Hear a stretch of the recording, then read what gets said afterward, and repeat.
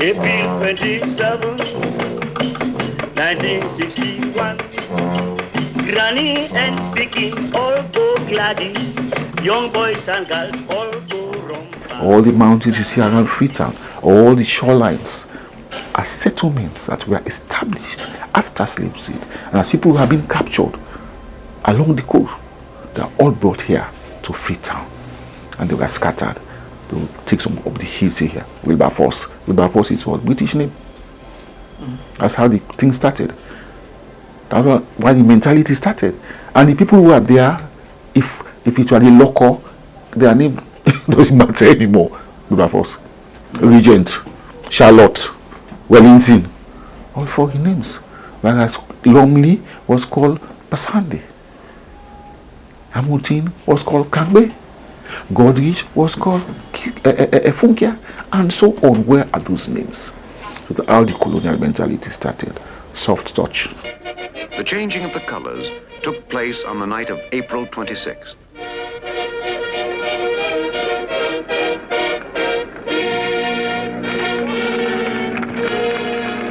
At exactly 11:58 and a half, the light on the British flag was turned off, and the green, white, and blue flag of an independent Sierra Leone unfurled for the first time.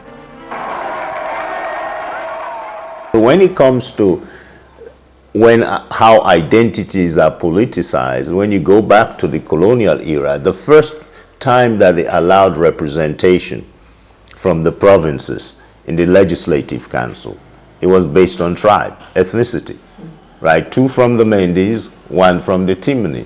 So right there, that kind of categorization and the role it plays in representation dictates how the electorate is going to be responding. They're going to be organizing on the basis of Mendi or on the basis of Timini. Bow Government Secondary School, founded in 1905, is one of the oldest in West Africa.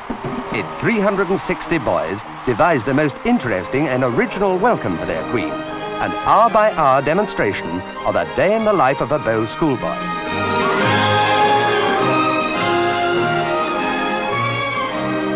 You read books by Corby, Howard, and others on Bow School.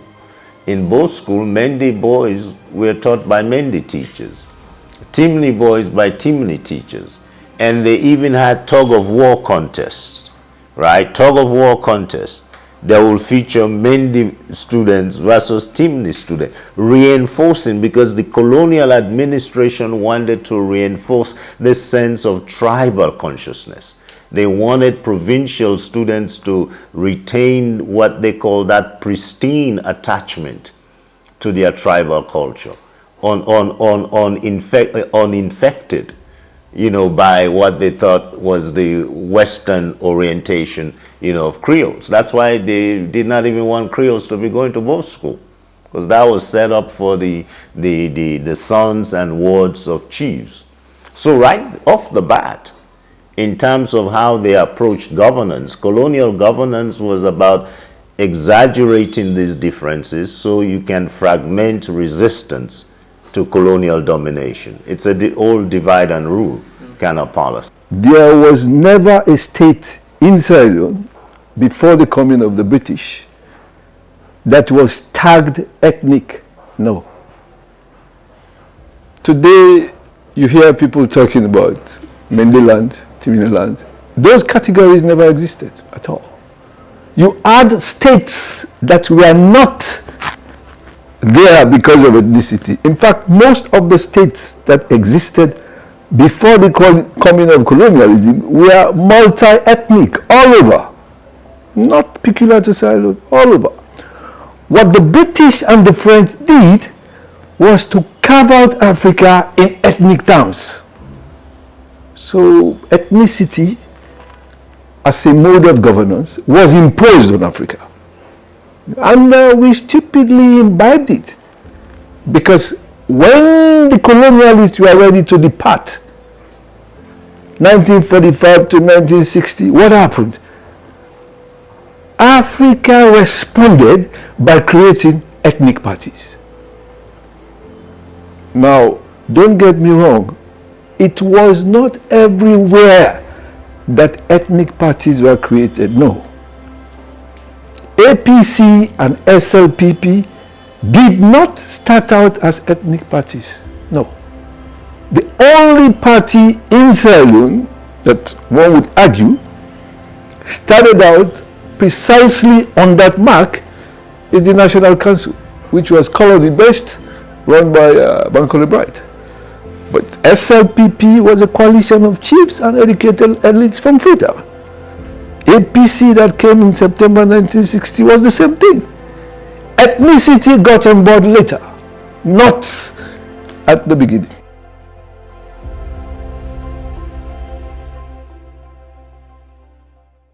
When you dig deep, you realize that many Mendes were actually Madingos. They're Madingo offshoots. And many Timnis were actually Korankos and Susus. I've done extensive ethnographic research, that brings that out. You look at a family like the Sharifs. The Sharifs, you have a northern component and a southern component. The southern component are more Mendi. The point I'm making is how hybridized identities are in Sierra Leone, going back to the original, what were called Sape and Mani imaginaries, because the original people who were here were were called Sapes, by the Portuguese, and these were the Buloms, the Timnes, the Kisis and the Limbas. But the Limbas and the Shabros are considered the original inhabitants.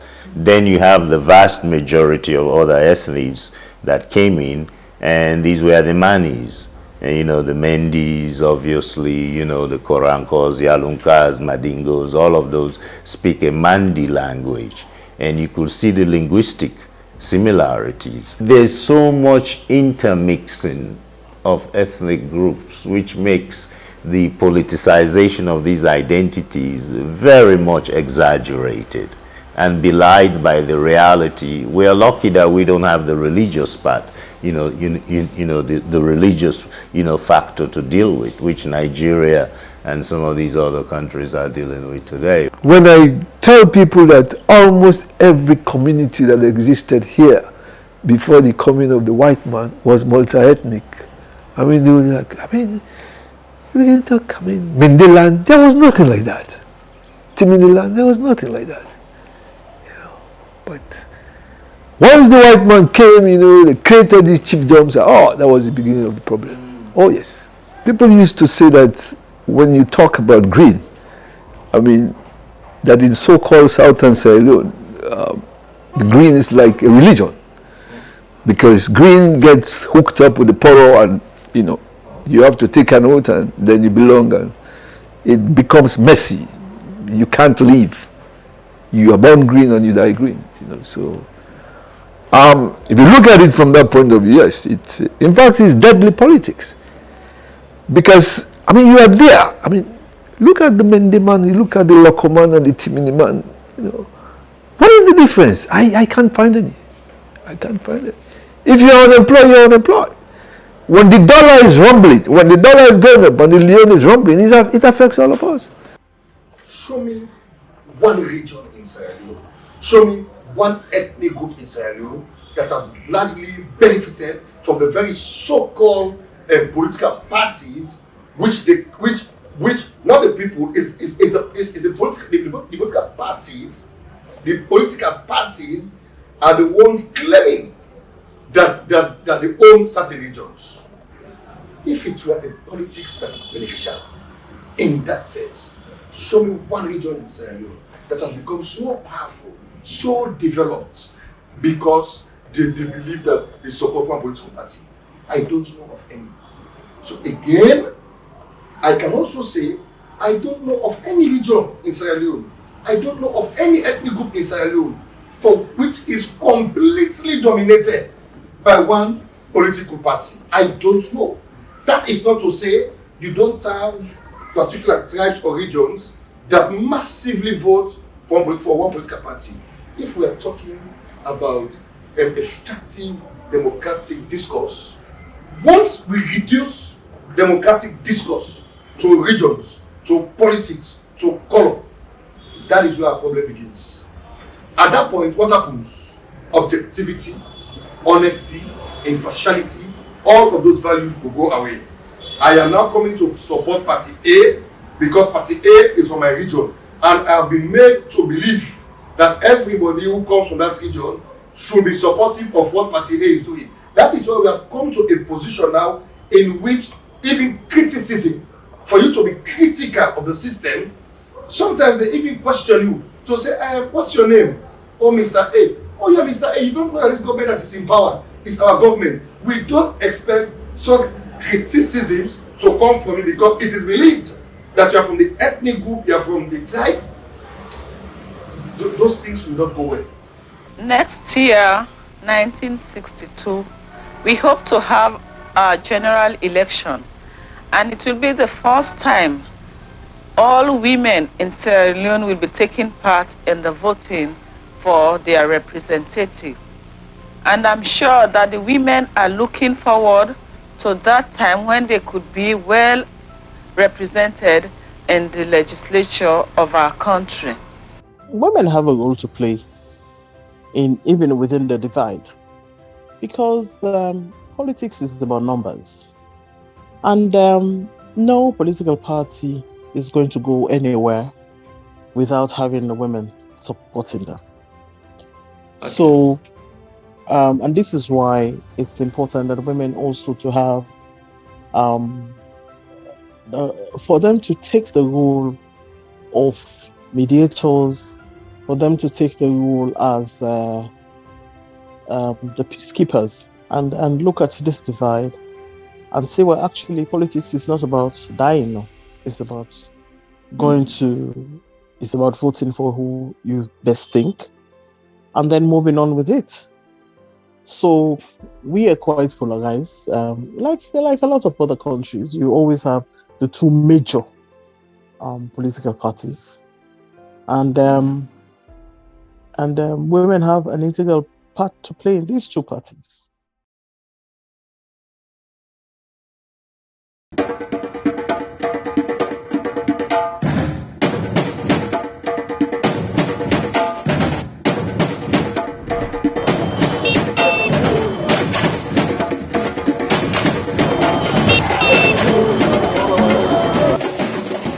Now the narratives that we will all get. So man can say because they party A, and company they party B, they also na mortal enemy. Where be say like now that's for be the deal, because we all know for the one side. If we dey one side, in order for sweet. What I say this time APC, we think say na Limba Tivoli, and then they control. What I say SLPP, we say Mende and Shabu. But them two parties there again, but all this joy will take place. We will always find out say the APC na the Limba no more they need the party. The SLPP not only they myself again, na Shabu man. So we see more. The two problem is that the Timini and the Mende now they the problem they actually to say talk me. But again, if we can talk the truth, the Timini they always understand say even when you kind of Mende line here, the Timini they plenty now too much. We dey accept them, we dey deal with them always, we dey give them woman, we dey give them place for live, we dey give them anything so far we dey do as simple as that. Get me? Eh? So that unity dey now we go one let it dey in the same way inside the party there. Well, the kind of politics where they play in this country, I don't think say then two parties are so go able to unite with. They don't go able. Some people like Kikaya, they say na SLPP grassroots, like they don't do business with too much. They get me? Eh? So that they affect with the business, and then some area then they will say knocking, but majority not go do business because they say na other side this side. So you don't see even some customer where they can tribe the way they talk, other man talk to other tribe, they not get for do business with you, they transfer to the other person. So you don't see say this party business it don't really affect the economy and this country that way they. We are kind of divided, but what I love about Sierra Leone is even though they come with their tribalism and stuff, no matter what, we are still one. We are living very peacefully. Us Christians and Muslims, we're living in Sierra Leone very peacefully. Where you see other nations, they have wars just because of having different religions, even some parts of Nigeria. But still, we're still living in peaceful harmony. So that tells us that we're people that are one. No matter whoever comes in power. First of all, we for change the mindset. This attitude of say, Like one thing they will come out Southeast way, a very very unfortunate statement. BD mia. By that we mean you brother na you brother. What are those again? BD mia. You brother na you brother. It is a very unfortunate statement. What make it unfortunate? It means say me brother na me brother. Anyhow he be na me brother. But no, the answer is no. If you they do bad, I forget the moral courage for say you do bad. If you they do good, I forget the moral courage for say you do good. As a leader, you don't do for let you get degree for let you know say the country divide. You don't need degree. You just need for know say then figures they also show me say we country divide. So what you need for do? Now for harmonize the country. But if you say with man them don't divide the country, get me in the line, team in the line. I mean, you create more, you they add more insult to injury. What you they try for do? See how you they step yourself within them things and then you harmonize the country, put the country before and move ahead. If you are born in Moyamba to Mende parents and you begin to grow up and you hear them speak Mende and they eat Mende food, they dress Mende, they sing Mende song, they go Mende societies. And as you grow older, politics came. And you heard your father say, SLPP man. Oh, SLPP. When your time comes, which party do you go to? To create my... No. It's not natural, in fact. But, like I say, how do we manage?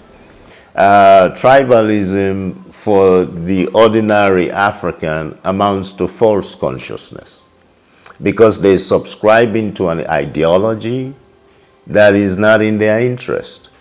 Their consciousness is antagonistic to their interest, acting tribally, along tribal, based on tribal calculations, do not further, it does not further their interest. It furthers the interest of the elites who are making these appeals, because these are opportunistic politicians. So for them, it's all right. It furthers their interest, but for the masses, they are being duped. So tribalism becomes the opiate of the masses, right?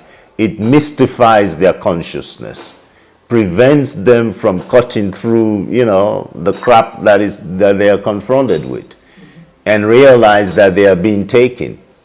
So he says it's pretty much false consciousness. And how you bring awareness to the masses, that ends up threatening the elites, the political class. Because they are so vested in ethnic politics. They are the beneficiaries. They are the cultural politicians, the cultural entrepreneurs, you name it.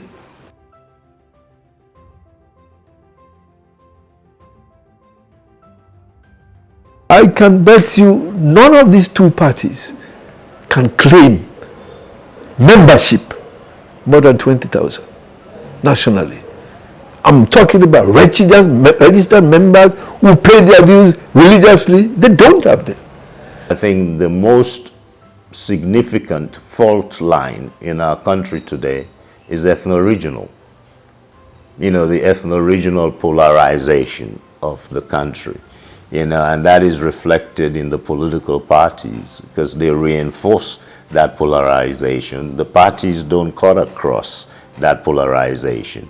Our loyalties are reinforcing that polarization. They're not crossing or cross-cutting rather, that polarization. And it's not you look at people's party membership, support for party, voting behavior.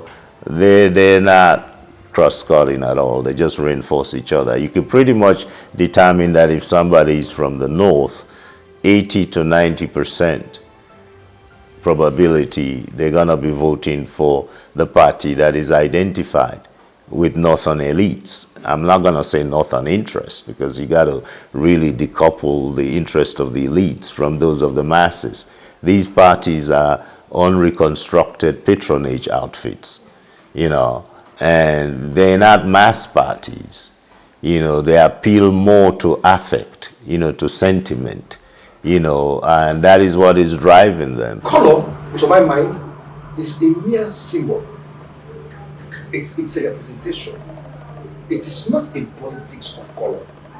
To me, if you ask me, it's a politics of greedy and selfish people have created a club that we can say maybe the club of the big boys and the big girls who have used those mere colors to represent their wider and selfish interests. So it is not a color. Rather, they are using the color, or they are purporting to use the color to hide behind something. I don't think, and this is my view, that we should go down so low as a country to the extent of attributing a color to a political party, to an extent that a man and a woman is no longer free to put on certain colors because you be attributed.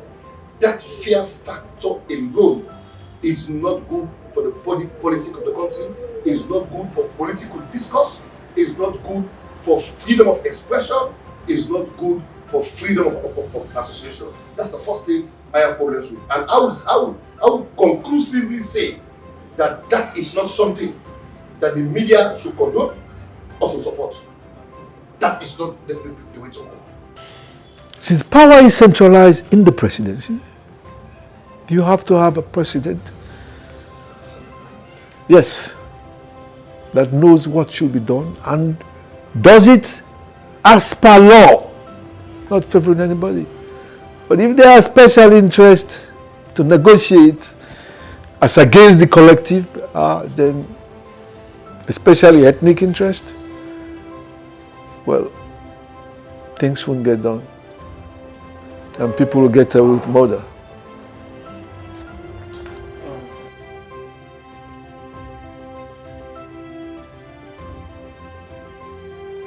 With all the philosophy, you think Satan will ever do this country go better? It boils down to one thing, we mindset. You don't understand, we mindset. Now, what thing happen?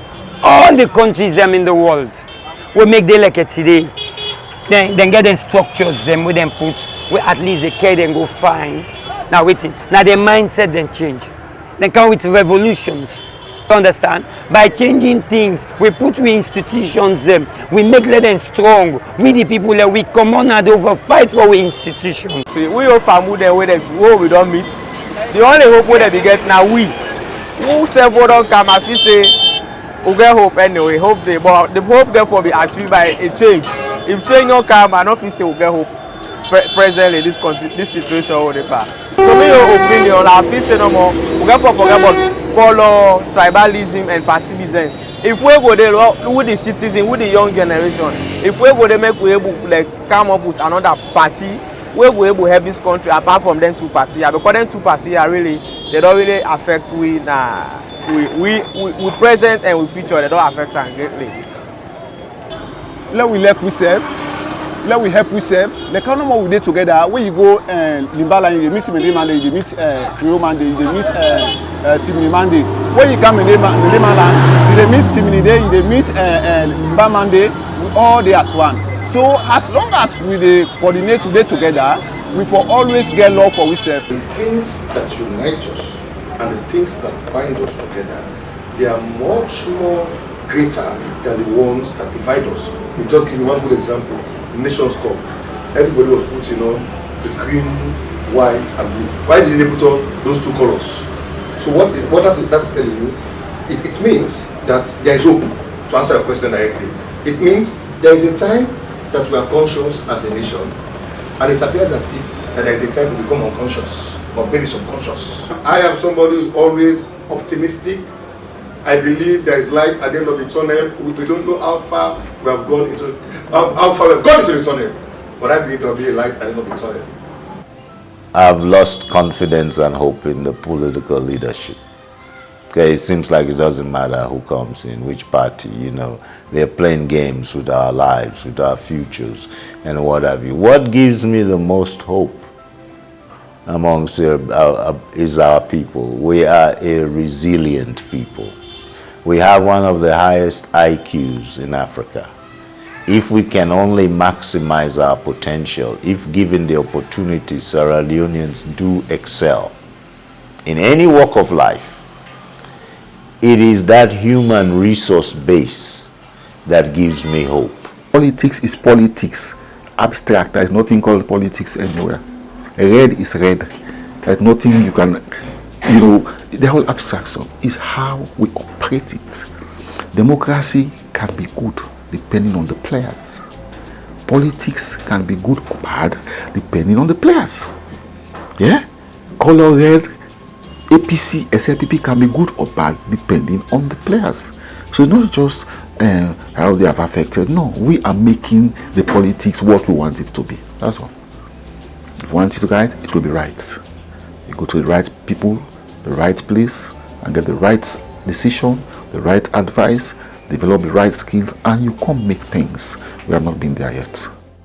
There is room for change, room for improvement.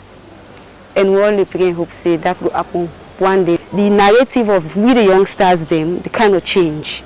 So like now we don't know say, we get for be, we self-keeper. We get for love one another.